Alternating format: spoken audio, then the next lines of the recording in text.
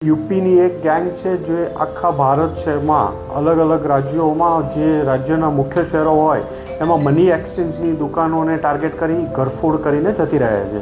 એક રાજ્યમાં કામ કર્યા પછી હજારો કિલોમીટરનું અંતર કાપી અન્ય રાજ્યોમાં જઈ આ ગેંગ કામ કરતી હોય છે અને સ્પેશિયલ ગૂગલથી સર્ચ કરી મની એક્સચેન્જની દુકાન ટાર્ગેટ કરે છે. કેશના હિસાબથી કે ત્યાં કેશ જ મળશે આ ટાર્ગેટ કરીને આ ઘરફોડો કરતી હોય છે. આ ઇન્ફોર્મેશનના આધારે ક્રાઇમ બ્રાન્ચના પીએ જયંત ઝાલા અને પીએસ એમડી મહિડાએ 4 માણસોને અલથાણમાં એક હોટલમાંથી રિંકુ ચૌહાણ, યોગેશ ઠાકુર, જોગેન્દ્ર રાજપૂત અને અભિષેક ઠાકુર નાને પકડવામાં આવ્યા છે. એમની પાસેથી મોબાઈલ, કેશ વગેરે બરામદ કરવામાં આવ્યા છે.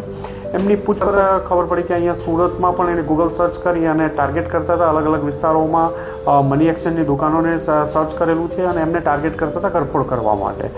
એ લોકો અહીંયા આવ્યા એ પહેલાં એ ચેન્નઈમાં, તામિલનાડુના ચેન્નઈમાં એ ઘરફોડ કરીને આવ્યા છે. ત્યાં અલગ અલગ 3 દુકાનોમાં ઘરફોડ કરી છે. એ પહેલાં ત્યાંથી હૈદરાબાદ, સિકંદરાબાદમાં પણ એ લોકો ત્યાં ઘરફોડ કરીને આવ્યા છે અને મૂળ આ લોકો દિલ્હીના રહેવાસી છે.